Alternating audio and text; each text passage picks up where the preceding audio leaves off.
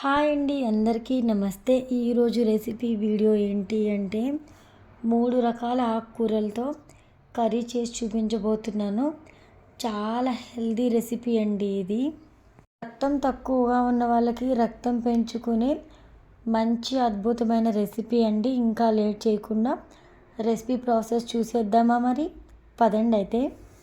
ముందుగా stove on చేసుకొని pan పెట్టుకొని ప్యాన్ కాస్త హీట్ అయిన తర్వాత ఒక 3 టేబుల్ స్పూన్ల వరకు ఆయిల్ అయితే పోసుకోవాలండి.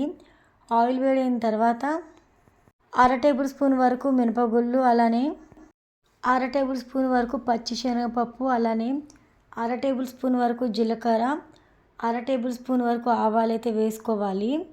ఆ తర్వాత 4-5 వెల్లుల్లి రెబ్బలు అయితే వేసుకొని, ఒక ఎండుమిర్చి వేసుకొని, కరివేపాకు వేసుకొని తాలింపుని కాస్త కలర్ చేంజ్ అయ్యేంత వరకు ఫ్రై చేయండి. ఇక్కడ ఒకటి గుర్తుపెట్టుకోండి, తాలింపు అనేది అస్సలు మాడకూడదు. వీడియోలో చూస్తున్నారు కదా, ఈ విధంగా తాలింపు అయితే ప్రిపేర్ అయిన తర్వాత ఒక ఉల్లిపాయ తీసుకొని సన్న ముక్కలుగా కట్ చేసుకొని ఉల్లిపాయ ముక్కలు అయితే వేసేసుకొని ఉల్లిపాయలు ఫ్రై చేసుకోవాలండి. ఆ తర్వాత మెంతికూర అయితే వేసుకోవాలి. నేను ఇక్కడ 4 కట్టలు తీసుకున్నానండి. మెంతికూర శుభ్రంగా వాటర్లో డస్ట్ అంతా పోయేంత వరకు ఒక 2-3 సార్లు శుభ్రంగా క్లీన్ చేసుకోవాలి. మెంతికూర ఎప్పుడైనా కూడా ఆయిల్లో వేయిస్తే చేదనేది అస్సలు ఉండదు. సో ముందుగా మెంతికూరని అయితే ఆయిల్లో వేయించుకోవాలండి. మెంతికూర కాస్త వేగిన తర్వాత తోటకూర వేసుకోవాలి. నేను ఇక్కడ 4 కట్టల వరకు తోటకూర అయితే తీసుకున్నానండి. తోటకూర వేసుకున్నాం కదా, తోటకూర కాడలు ఇక్కడ ఎర్రగా ఉన్నాయి చూసారా? ఎర్ర కాడలు ఉన్న తోటకూర అయితే రక్తం అనేది ఎక్కువగా ఇంప్రూవ్ అయ్యే ఛాన్స్ ఉంటుంది.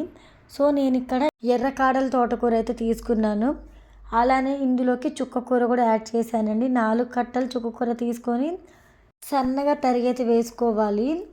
ఇప్పుడు 3 రకాల ఆకుకూరలు అయితే యాడ్ చేసాం కదా, ఇందులోకి మనం మెంతికూర, తోటకూర, చుక్కకూర అయితే యాడ్ చేసాము. ఈ మూడిటితో కలిపి కర్రీ వండుతున్నాం కాబట్టి టేస్ట్ అనేది వేరే లెవెల్ ఉంటుంది. ఇప్పుడు ఆకుకూరలు అన్నీ కూడా చక్కగా ఫ్రై అయిన తర్వాత టేస్ట్కి సరిపడా సాల్ట్ అయితే వేసుకొని ఒక 1/2 టేబుల్ స్పూన్ వరకు పసుపు అయితే వేసుకోవాలండి. కారం అయితే నేను ఇక్కడ 1.5 స్పూన్ వేస్తున్నాను. మీరు కారం ఎక్కువ కావాలనుకుంటే ఒక అర టేబుల్ స్పూన్ ఎక్కువైతే వేసుకోండి. అంత కారం మాకు వద్దు అనుకుంటే అర టేబుల్ స్పూన్ తగ్గించి ఒక 1 టేబుల్ స్పూన్ వరకు కారం వేసుకోండి. కారాలు అడ్జస్ట్ చేసుకున్న తర్వాత 3 మీడియం సైజులో ఉన్న టమాటాలు తీసుకొని సన్నగా కట్ చేసుకొని వేసుకొని ఒకసారి కలిపిన తర్వాత మంటను లో ఫ్లేమ్లో అడ్జస్ట్ చేసుకొని మూత పెట్టేసి ఒక 3 నిమిషాలు ఉడికిస్తే కర్రీ రెడీ అయిపోతుందండి. నేను చేసిన ఈ రెసిపీ మీకు నచ్చితే వీడియోకి లైక్ ఇవ్వండి. చాలామంది వీడియోస్ చూస్తున్నారు కానీ లైక్ ఇవ్వట్లేదు. సో లైక్ ఇవ్వడం అస్సలు మర్చిపోకండి.